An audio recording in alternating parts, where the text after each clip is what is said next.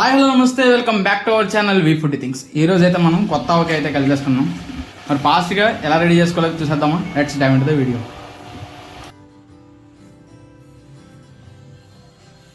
మేమైతే మామిడికాయ ధర్మాజిగూడ నుంచి తెలిసిన అయితే పంపించారు, చిన్నరసం కాయ అనమాట. దీన్ని బయటికి మార్కెట్లోకి వెళ్ళి ముక్కలు కొట్టించిన అయితే వచ్చాను. మొత్తం 25 కాయ అయితే తీసుకున్నాం. 25 కాయ మొత్తం ముక్కలు కొట్టించుకున్నాం.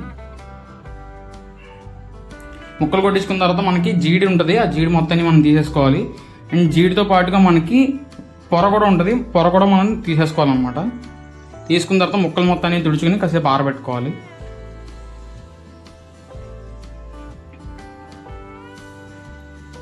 ఆరబెట్టిన ముక్కలన్నింటినీ నేనైతే ఒక పెద్ద టబ్ తీసుకున్నాను, 25 కాయ కాబట్టి.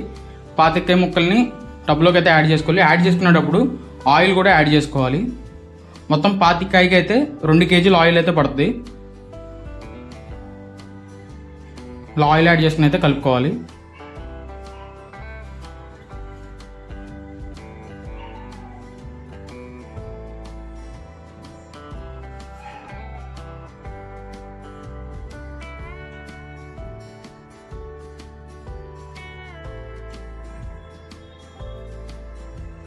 మొత్తం ఆయిల్ అన్ని ముక్కలకి పట్టాలన్నమాట.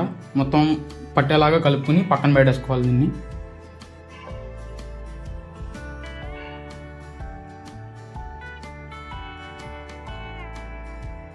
అండ్ ఇది కలుపుకున్న తర్వాత పక్కన పెట్టుకుని ఇప్పుడైతే గుండ కలుపుకోవాలి. గుండ అంటే మనకి కారం, ఆవపిండి ఇవన్నీ అనమాట. మేమైతే 25 కాయకి 1 కేజీ అయితే కనుక కారం తీసుకున్నాం. అండ్ దాంతోపాటుగా 1 కేజీ ఆవపిండి తీసుకున్నాం.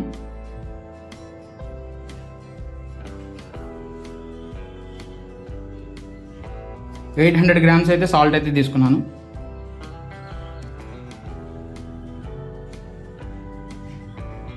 అండ్ మెంతులు ఒక 150 గ్రామ్స్ తీసుకున్నాం. దీన్ని మొత్తాన్ని నీట్గా మిక్స్ చేసుకోవాలి, కుండ నీట్గా కలుపుకోవాలి. ఇది కలుపుకున్న దాని ప్రకారంగానే మనకు అక్కడైతే ముక్కలకు పడద్దు అనమాట.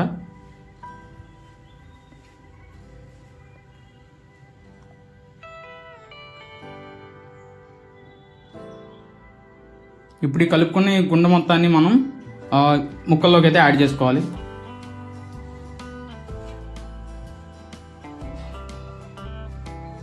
ముక్కల్లోకి యాడ్ చేసుకుంటూ అయితే కలుపుకుంటూ ఉండాలి.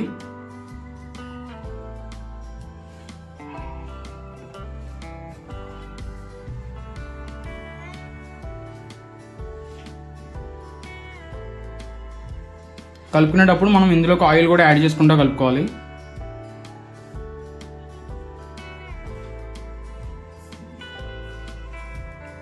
ముక్కకు మొత్తానికి ఆ పిండి అయితే మటుకు పట్టాలన్నమాట. ప్రతి ముక్కకి కలిసేలాగానే కలుపుకోవాలి.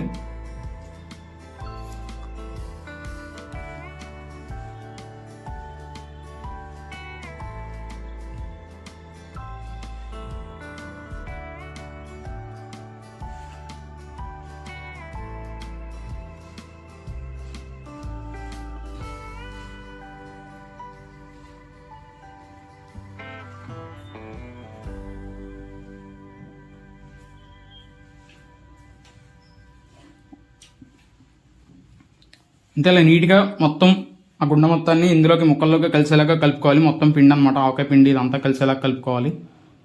ఇప్పుడు నేనైతే ఇంకో చిన్న టబ్బు గుండ కలుపుకున్న గిన్నె ఇందాక తీసుకున్న టబ్బే తీసుకుని సహా ముక్కలు ఇందులోకి తీసుకుని మళ్ళీ ఒకసారి నీట్గా మిక్స్ చేసుకున్నాను. అండ్ మిగతా సహా అందులో కలుపుకుని ఒకసారి మళ్ళీ మొత్తానికి ఒక దాంట్లోకి తీసేసుకున్నాను. అంతే గైస్, మరి కొత్త ఆవకాయ అయితే రెడీ అయిపోయింది. కరెక్ట్గా ఫాలో అవ్వండి, ఆవకాయ టేస్ట్ అయితే మటుకు అదిరిపోతుంది. కరెక్ట్ కొలతలతో చెప్పాను మొత్తం అంతా నేను. దీన్ని మనం ఒక 3 డేస్ పాటు పక్కన పెట్టేసుకోవాలి. మనకు అప్పుడు ముక్కలకి అయితే ఊరుతాయి అన్నమాట. ఊరిన తర్వాత అప్పుడు మనం టేస్ట్ చేస్తే పర్ఫెక్ట్ ఆవకాయ టేస్ట్ అయితే తెలిసిపోతుంది. ఒకవేళ ఉప్పు ఏమన్నా తగ్గినా సరే అప్పుడు మనం కలుపుకోవచ్చు. ఆయిల్ కానీ ఉప్పు కానీ తగ్గితే అప్పుడు కలుపుకోవచ్చు.